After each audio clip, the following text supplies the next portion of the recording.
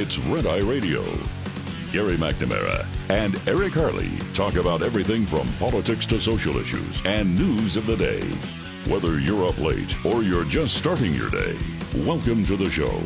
From the Uniden America Studios, this is Red Eye Radio. All across America and around the planet, we are Red Eye Radio. He is Eric Harley, and I'm Gary McNamara. Good morning.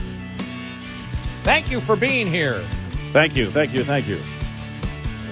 me see. All right, we're in the middle of January. Yeah, apparently. How's everybody doing? Significant portion of the country having to handle the nasty weather. Yeah. Ours wasn't as bad as... Nah. Certainly nowhere close to freeze apocalypse. No. Temperatures are still very cold, but we're going to be back to very mild temperatures next week. Yeah, very mild. And even now, I mean, what are we, like 17, 16 right now degrees? Yeah. And we got up to like 27, 28 yesterday. The sun came out. It melted everything. I've melted stuff that was on the streets and concrete and things like that. Yeah, right. And no ice in my pool. Good. I shut it down last week. The pump motor and everything else drained it all because I found I already did that mistake in Free-Zola. Mm-hmm.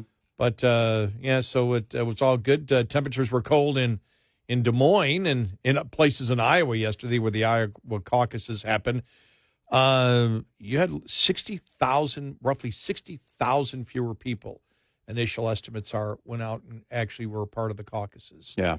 That's huge. I said it the other day. I said, I wonder if the weather will affect. Man, I got some people. I asked the question.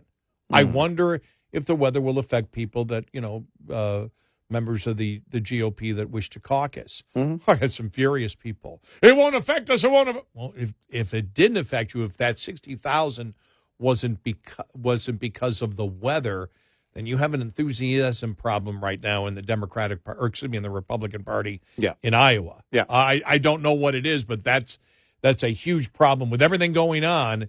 That was like, whoa, that was a huge number to find out because 180,000. No, I'm sorry, it was 180,000 that voted or that caucused in 2016. Only 120,000. Right. And I'm rounding off those numbers. Right. Now, that's a huge drop. But what was some of the analysis of, of course, Trump won with 51.1% of the vote, DeSantis in second place, Nikki Haley in third. What was the analysis from MSNBC? It's always interesting to go to the liberal media leader, correct? Yeah. There's no one louder than MSNBC or has the platform they have, and let's go and see what they had to say, what Rachel Maddow had to say, because she was doing it right then. Right. And remember, the part I love about the most, and you hear it in here, where she goes, "I know because I studied this." That was the best part for me. But listen to her analysis of what's going on with the Republican Party, and we will analyze this next. Here we go. The big picture takeaway from that, and I don't mean to be, again, too dark, as you said, on this, but it is not, if we are worried about the rise of authoritarianism in this country, we are worried about potential rise of fascism in this country, if we're worried about our democracy falling to an authoritarian and potentially fascist form of government, the leader who is trying to do that is part of that equation. But people wanting that is a much bigger part of that equation. Right. And the American electorate is made up of two major parties. One of those parties has been flirting with extremism on the ultra-right for a very long time. They've brought them in a way that they haven't been central to Republican electoral politics ever before, and I know because I've been studying this. There you go. I had to get to the studying this. Oh, okay. Isn't it interesting? Because I consider just ad lib and say, who is the party that for the last 20 years has wished to change the First Amendment to the United States? Because if we talk about what fascism is a rejection of the Constitution of the United States. Right. That's what it is. It's a rejection. It's authoritarian, which means you get rid of the Constitution of the United States. In a more fascist state, you would have less representation. You would have less individual rights. Correct? Yep. What right in the Constitution, because she wasn't just talking about Trump. She was saying this is where the party is. Which constitutional right have the Republicans protested to get rid of? Anyone? Don't recall one. No. Not even one. What has the Democratic Party protested to get rid of in the Constitution? The First Amendment? Mm-hmm. The Second Amendment? Mm-hmm. We know they've changed the 14th Amendment. Yeah, right. If you can't get rid of it, change it, right? Separation of the concept of separation of powers. Right. It is the Democrats that wish to put in judges that will not interpret the law, but will make law. And we know it was Sotomayor that made that mistake, right? Yep. That one time when she was talking about it. Get rid of the Senate. Right. Pack the high court. They pack the high court, put in activist judges that aren't elected. These are not elected representatives. Electoral college. The Electoral College. They want to get rid of it. And what is that all about? That is about not giving representation, as we know, because of bicameral legislature. The part of the legislature that's the people is the House of Representatives. The Senate represents the interest of the states. And so the Founding Fathers did that because they knew that you could not hold a republic together if you took away, if parts of the country believed they were not represented, that they could not have a say, then why be in the Union? Right. And the Founding Fathers recognized this. Why? Because the Founding Fathers dealt with it when it came to taxes and taxation without representation with Great Britain. And so the Electoral College, the Senate, is all about making sure that people have representation, which is and regions have representation, which is the opposite of fascism. Fascism is also that 51% control the other 49%. A constitutional republic with the Bill of Rights was set up to stop something like that. Who wishes to get rid of all of that? Who is the party that admittedly practices identity politics, which is judging people by groups and not individuals? You want to talk about fascism? You want to talk about Nazism? What forms of government practice identity politics? Is it pure capitalism? No. And so, as you notice, when they talk about the authoritarian streak of the Republican Party, they don't give you specifics of where they wish to overturn the Constitution of the United States in order to bring this fascist authoritarian state to you. And don't question her because she studied this. Oh, that was hilarious when she said that. I studied this. Oh, my God. That I don't know where you studied, laughing. But you're wrong. No, it's... Well, she doesn't give any... They never give specifics. It's about authoritarianism. What specific part? Because I can lay out all the authoritarian fascist parts of liberalism and the Democratic Party. I can lay out where we just did it right there, and everybody knows it. Well, freedom of speech is only for freedom of speech is only for the individual, not for groups. And the Second Amendment is for groups and not for individuals. Why? Because we pick and choose. Like fascists do. Yeah. We'll pick and choose who has the rights. Exactly. Individual rights. But the broader thing is now they're trying to, okay, this is the Republican Party. Now, the Republican Party is pushing these fascist ideas. What fascist ideas are they pushing? Demonstrate. I mean, but Whoopi the other day He's going to, what was she saying? He's going to disappear you? Yeah, that. I For know she. LGBTQ I know she. and, I know she said you know. LGBTQ will disappear. That like you were put them in secret prisons. Yeah. I mean, they're making crap up as they go along. Right. As we know, they're attempting with rogue prosecutors to prosecute crimes that don't even exist against Trump. Right. Extreme. Well, it's because that's how they think. That's how their side is acting. And if you don't see this, you're either lying or you're blind. You're not looking. It is pretty simple. And if you vote for it, you're part of it. Well, exactly. You're for authoritarianism. Yep. FBI agents taking down license plate numbers of parents who want to issue a grievance at a school board meeting about a very, very serious situation. And I'm sorry, who's the extremist? They can't ever give you the example because it doesn't exist. Well, you look at you look at their support of the radical transgender movement. Yeah. What does fascism also do? They actually ignore science.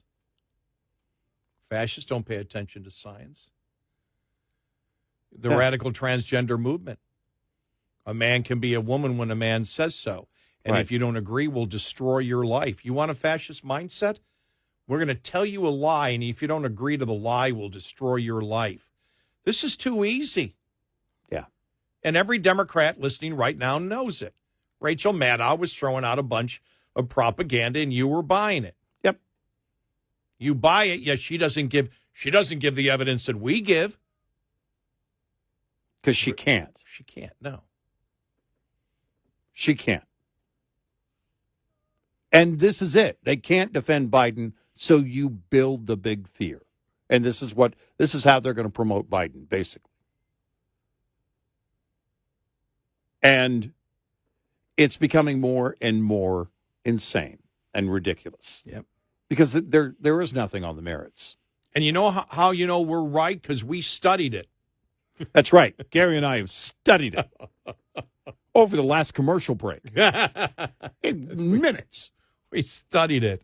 What an intellectual lightweight she is. Yeah, Seriously. I know because She really I've is. studied this. And then you say, after saying something like that. Well, as we said, just in the arena of ideas, you saw us just ad lib. I just heard that during the top of the hour break. Yeah. Her thing. And Erica said, listen to this.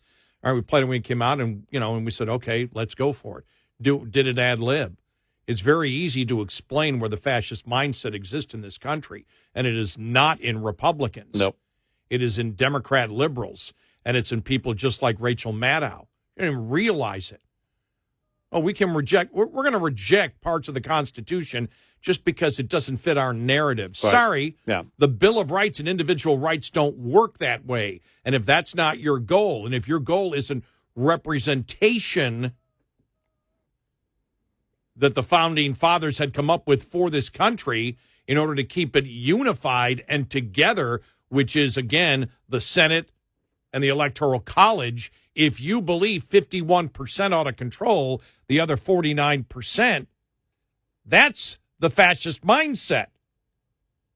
It's completely different than the setup of this country with the constitutional republic that we have. Yep.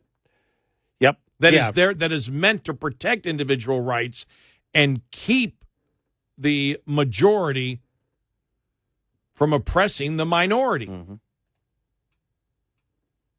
And so we can explain this. Why? Because we've actually studied it.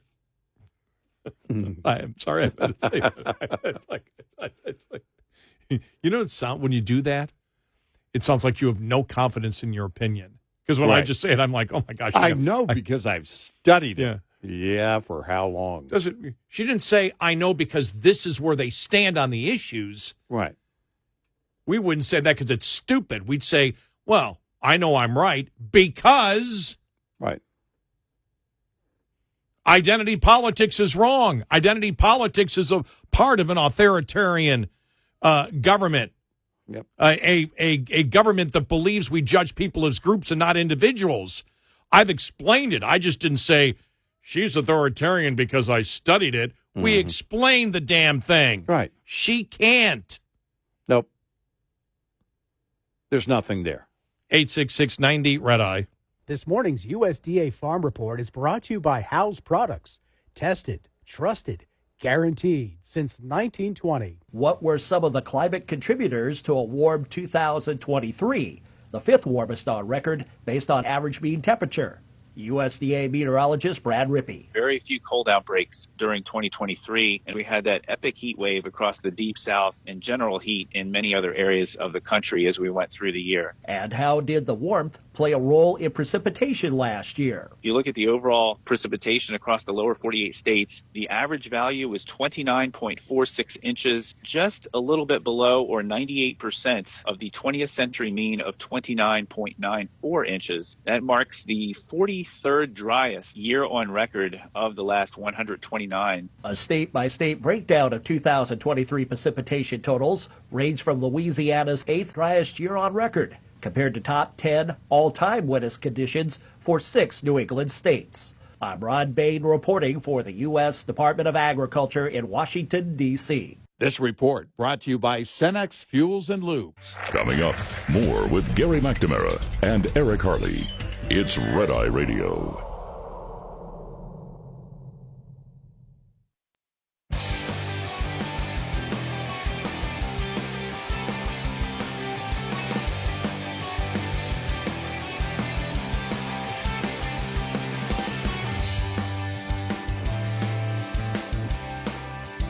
It's Red Eye Radio. He is Eric Harley, and I'm Gary McNamara.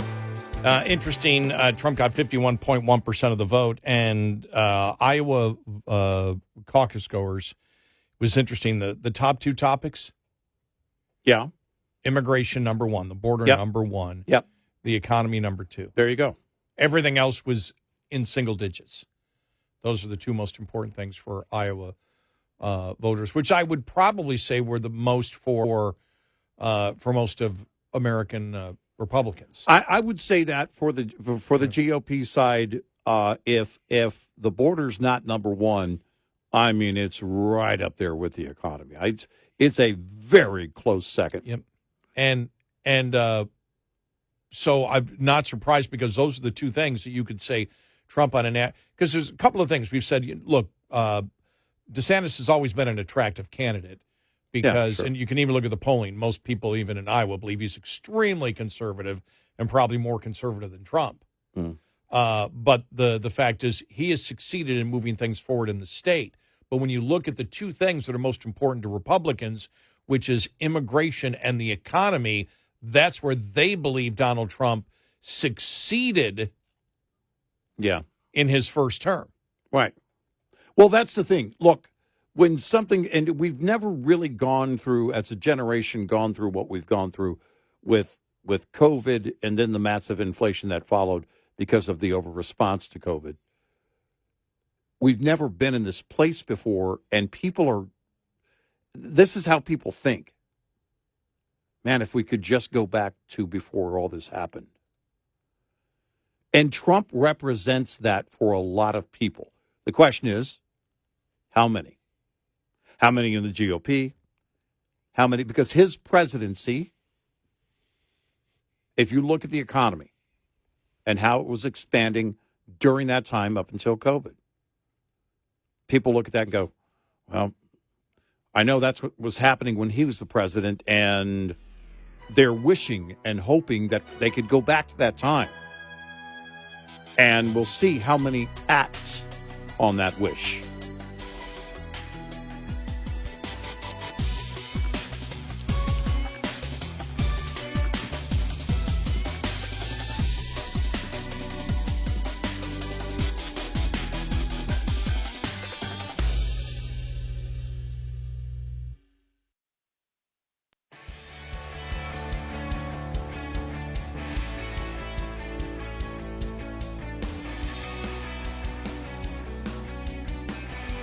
about to trigger somebody right now. Gary McNamara and Eric Harley on Red Eye Radio. And he's Eric and I'm Gary. Finally, Yeah? after decades upon decades of doing this job, finally, we have found a new industry that is more greedy than the oil companies or credit card companies. No. Okay. Peacock. Oh, my God. The outrage of Peacock, carrying the Miami Dolphins Kansas City game the other day. Right. Oh, I mean, it just reached on social media.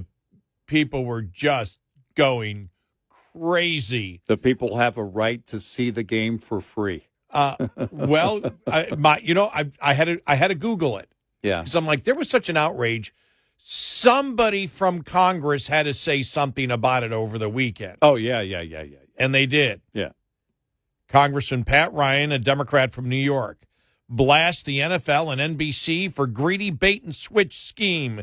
We already pay for NBC. Let us watch the damn game. I don't know what that means. We already pay for NBC. Yeah. What? Unless he has it on cable. So he's assuming that. Yeah, it's still a broadcast network. You can get it without cable, but okay. Congressman Pat Ryan blasted the NFL and NBC for their greedy bait-and-switch scheme, forcing millions. Forcing millions to pay for yet another streaming service in order to watch the Chiefs versus the Dolphins game. In a letter to the NFL commissioner and NBC Sports president, Ryan demanded they offer the game on broadcast television and push for Congress to review professional sports leagues' long-standing antitrust exemption for broadcast agreements. It's absolutely ridiculous that my constituents who already pay for NBC, I don't know what that means.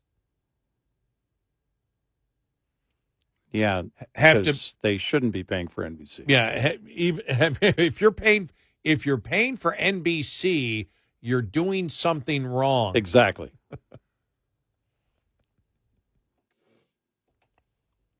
He must mean on satellite, or I'm guessing that's what I think it's what. I guess. Well, the thing is that you don't pay for that. You still don't pay for that part of it. No, you're not paying for that part of it when you even have cable. No, right? Yeah, you may think you are because it's part of the TV package, but there are actually antennas that broadcast TV stations. Yes. How much more profit do Roger Goodell and NBC need to make at the expense of hardworking Americans before they are satisfied? I'm demanding that the NFL and NBC stop the BS and offer fans a service they already pay for, or we're coming for your antitrust exemption. Okay. I don't know legally where he is there.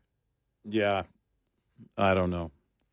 In October, Congressman Ryan wrote a letter to the United States Comptroller and Commissioner Goodell and others demanding an investigation into sports blackouts and exclusive streaming deals. Since the Sports Broadcasting Act of 1961, Congress has granted sports leagues an antitrust exemption for their broadcasting agreements, allowing them to sell rights to show certain games in a season off to the highest bidder. When sports teams sell the exclusive broadcast rights to their games to different content providers throughout a single season, it forces fans to either sign up for multiple expensive services or face a blacked out screen when they try to watch games. Well, what is my right? Do I have a right to watch every game on regular TV? Yes. I mean, there is no right to watch TV. I mean, that's a question of, because when January 1st, remember, I've got a ton of streaming services. No sports ones, though. And so January 1st, I woke up in the morning, I had all day, and I went, this is going to be great. I'm going to be able to watch. They had the Tennessee game. That was it. Yeah. One game, one college game, football game, that's it. No basketball, no hockey, no other football, nothing. Nothing. I had nothing to watch. I have a right. Yeah. Now, during the 2023 Major League Baseball season, for example, the Mets and Yankees fans in New York were blacked out from 25 games each because the league had sold exclusive rights to the game to streaming services like Prime Video, Apple TV, and Peacock. Fans who wanted to watch every Mets game this season had to fork over more than $1,400 to a variety of streaming services to avoid blackouts. When I was young, every day we walked 25 miles uphill to school in the 12 feet of snow. Uphill both ways. That was my thing, I was going to say. And then at the end of the day, walked uphill back home. Yeah. I was doing the longer version of that. Okay. No, that's actually a better version. And then we walked, well, I thought you walked uphill, but I know because I've studied this. I've studied this here because I'm old and I remember. Yeah. That's how I studied it. Every home game used to be blacked out. Yeah. Every single home game. Didn't matter whether you had a sellout or I remember that. Forget about Peacock. You know, you could still see that game in Kansas City and Miami. Right. It was the rest of the nation. Wasn't even if we're not even talking about your home team. Right. And so back when even playoff games, if they were at home, the entire nation saw them, you didn't. Right. The blackout used to be complete and full for any home game, sold out or not. Then they started changing it. I think it was probably in the 80s when they started that change. Yeah. Where then if you sold out, remember it was like Thursday afternoon, and then once in a while they would extend it to hopefully have a sellout. And now they don't even think about this league. Think about what they're doing. All the stadiums are built. Think about the vast majority of stadiums they're building are smaller than what they currently have. They're actually they're building. They realize everything is TV. Everything is TV. Right. So yeah, it gets. And also that if you have fewer seats, you can charge more of a premium for those that are still diehard. That are going to show up in person. Yeah.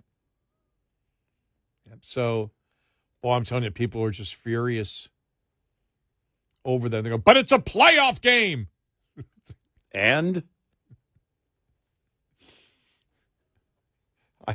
I wish just 10% of those people would have the same passion for putting the debt we're putting on, the immorality of putting debt on younger people. Yeah. But right. you're talking football, and it is the number one. We are a football nation. I know other people like to say we're a European football nation. We are not. Yeah, no, we're not. We're not a baseball nation. We're not a. You see, some of the basketball numbers are just extremely small. People watching, pro basketball, and hockey is minuscule for the number of people that actually watch it. I really wonder where it's going overall, because there is the thing of if you want to watch the NHL on ESPN Plus, well, they only show like 30 or 70% of the games. The rest they show elsewhere. Does NHL Center Ice even exist anymore? I had that at one point. They showed all the games. You got, unless you were on like TBS or something, then they did show it. Or whoever was the national network showing it. But now there's a lot more games that aren't showing up. And so they're starting to, we're going to put them on this particular streaming service. I'm going to switch it over to this streaming service, and you got to pay for that one too. Yeah, right. And I guess the only point you could get would be, well, wait a minute, you originally offered this. It's like the NFL Sunday ticket. Well, you used to have a lot more 1 o'clock and Eastern time, 1 o'clock and 4 o'clock games. Now you've got Sunday night games. Sometimes you have 2 Monday night football games. Then they got the Thursday night game. Right. Then they start running the Saturday games, a ton of Saturday games that are, during the December that aren't included in that. And so you can have 1, 2, 3, 4, 5 of those games that are no longer on the Sunday ticket. yet you're being charged more than you were just a few years ago for that. Mm-hmm. And so you start asking the question, we talk about electric vehicles a lot, and we talk about electric vehicles. If you offer something and charge more and deliver less, eventually it's going to affect your bottom line. Well, there's going to be that threshold. I mean, for streaming in general, I think they're eventually they have to hit a threshold. What we're willing to pay for from any one service. Amazon had kind of cornered the market because of Amazon Prime and shopping online. And that's still the case. But if you were to tell me, all right, you could get Amazon Prime and, at this rate, right, just for deliveries and not the video, but if you want both, you'll pay this, then I'd probably drop the video. I just don't watch that often. And my cell phone carrier gives me free Netflix and apparently Hulu, but I've never signed up for the Hulu. And then the Walmart Plus, again, on deliveries for items and groceries, gives me Paramount Plus. And I haven't signed up for that benefit either. It's just not there. So now you're asking, when you get back to the very basics, asking people to pay, whatever it is. Well, now you're getting back to cable all over again. But you've got different destinations. Yes, yeah. But the pricing is basically it. You look at the pricing for Amazon, they're all moving into the, without ads, reduced ads, and then, full on, I don't know, is anybody even doing the free service? But it's, a lot of commercials. I don't think anybody's doing that anymore. They had started out that way, but then realized, well, there is that threshold where the viewer goes, no. You and I have talked about it. The best on streaming, the best money, it's not, it's watching videos. It's not always a live stream, but YouTube. Yeah. It's $11 a month, whatever it is. Best money I ever spent. But I get out of it thousands of choices. Oh, my gosh. It's unbelievable what might pique your interest. Yeah. I every day, I just, I'll put it on one video and I'll just see, what comes up next in show. Right. All of a sudden, you're just immersed in some incredible, wonderful shows. And now, you're getting like a lot of documentaries that were officially produced. Yeah. They're running on YouTube. Right. That are just superb. Comedians are realizing that, I'm not going to get what I want from Netflix, who will own that. That becomes Netflix real estate. And you can only put out a few clips on your own channel of your special if you do a stand-up special for Netflix. But they own it. You can't take it anywhere. Well, you've had a number of comedians in the last few years say, rather than do that, I can monetize on YouTube. And the whole 1 hour special may not get, who knows, it depends on the comedian. Maybe you eventually get to 1 million views on that, but that's not the point. They can cut it up, and it can be tons of videos from one 1 hour special. In other words, monetize the daylights out of it because you create shorts out of it, you create smaller videos out of it, and they get to own it and take it wherever they want. Oh, I'll tell you one more thing that NBC did coming up next. All right. 866-90 Red Eye. Coming up, more with Gary McNamara and Eric Harley. It's Red Eye Radio.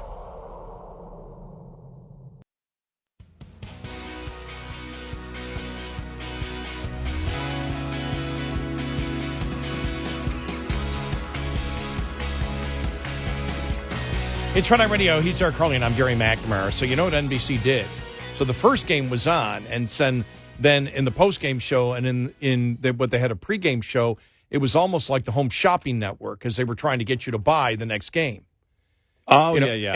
And so then what they did was when it got to be 7:30 and the kickoff happened, they said, well, we're going to keep it with free coverage for like the next 15 minutes. And you can order now. And so they had the game and they had analysis. It wasn't the regular announcers. They had people back in the studio analyzing the game, and they'd switch back and forth between the game and the analyst, and then they go back to a couple of plays, and they were teasing you to buy it like for the first 5-6 minutes of the game, and I'm like, whoa, man. Right. It was something that you just don't see. You don't go through that when you're looking to get an NFL game. You don't go through that kind of marketing or sales pitch. Right. That's what I went, boy, I wonder how they're going to respond to that. Look, I don't care. I mean, they're a private business. This is my opinion. They can do what they want. I don't know how, if you took the antitrust exemption away from them, how that would hamper them in any way from doing what they're doing. Right. Yeah, I don't know that I don't know. would change. And so they talk about I don't know how it would affect this. Look, the money, how you view it is changing because viewers are going somewhere else. Let's be clear. They left cable. And so now you got to find a way to find the viewers.